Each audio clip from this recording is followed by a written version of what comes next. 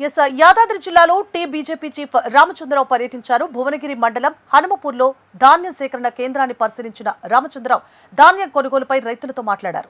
కొనుగోలు విషయంలో సర్కార్ తీవ్ర నిర్లక్ష్యం వహిస్తోందని తీవ్ర స్థాయిలో విమర్శించారు. ధాన్యం కొనుగోలు కేంద్రాలు సకాలంలో తెరవకపోవడం వల్ల రైతులు కొనుగోలు కేంద్రాల వద్దే పడిగాపులు కాస్తున్నారన్నారు. ఇక నిబంధనల పేరుతో రైతులను మోసం చేస్తోందని మండిపడ్డారు.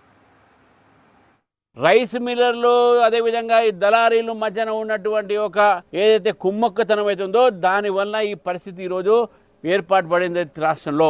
ఒక ధాన్యమే ఒక ఒరే కాదు, ఈవెన్ మొక్కజొన్న కూడా అదేవిధంగా ఆదిలాబాద్ జిల్లాలో మొక్కజొన్న పరిస్థితి కూడా అదే ఉన్నది. రకరకాల పంటలకు ఎంఎస్పి పెంచినప్పుడు కూడా రాష్ట్ర ప్రభుత్వములో ఉన్నటువంటి కొంతమంది అధికారులు, దళారీలు, రైస్ మిల్లర్సు, కమిషన్ ఏజెంట్లు వీళ్ళందరూ కుమ్మక్కై రైతులకు అన్యాయం చేస్తూ ఉన్నారు. రైతులకు పరిస్థితి ఏ విధంగా అంటే తక్కువ ధరకు అమ్మడానికి వాళ్ళ మీద ప్రెషర్ పెడతా ఉన్నారు.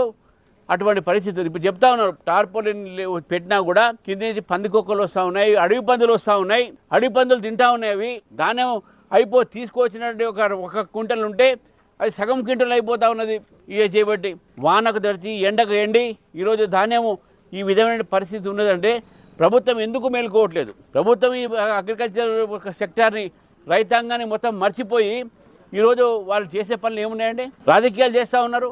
రైతులతో రాజకీయాలు గత ప్రభుత్వం చేసేది సరే, ఆ ప్రభుత్వం చేసినందుకు ఆ పాపాన వాళ్ళకి పాపం చేశారు కాబట్టి మీకేదో ఈ యొక్క అధికారాన్ని అడ్డగడ్డారు. మరి మీరు కూడా ఇది రైతులు మర్చిపోతే ఎట్లా? దయచేసి నేను రేవంత్ రెడ్డి గారిని, తుమ్మల నాగేశ్వరరావు గారిని కోరుతా ఉన్నాను, రైతులకు ఇప్పుడు ఇమీడియట్గా న్యాయం చేయండి. రైస్ మిల్లర్స్ ఎవరైతే ఇటువంటి ఒక తప్పుడు పనులు చేస్తున్నారో వాళ్ళ మీద యాక్షన్ తీసుకోండి, కేసులు పెట్టండి వాళ్ళ మీద. కానీ రైతులకు అన్యాయం చేస్తే ఇది ఊరుకోం మనం. అదేవిధంగా ఈ యొక్క మొలకొచ్చిన ధాన్యాన్ని కూడా ప్రభుత్వం తీసుకోవాల్సిన అవసరం ఉంది. ప్రభుత్వం డిమాండ్ చేస్తా ఉన్నాను, ఈ మొలకొచ్చిన ధాన్యాన్ని కూడా కొనాలి.